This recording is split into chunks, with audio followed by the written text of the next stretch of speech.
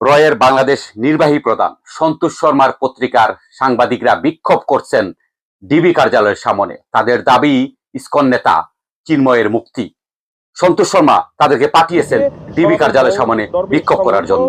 আন্তর্জাতিক শ্রীকৃষ্ণ কমিটির সঙ্গে ইসকন নেতা চিন্ময় কৃষ্ণ দাসকে আজকে এবং ডিবি কার্যালয়ের সামনে থেকে কালবেলা নিয়মিত লাইভ প্রচার করে যাচ্ছে এবং বলছে চিন্ময় একজন আন্তর্জাতিক নেতা।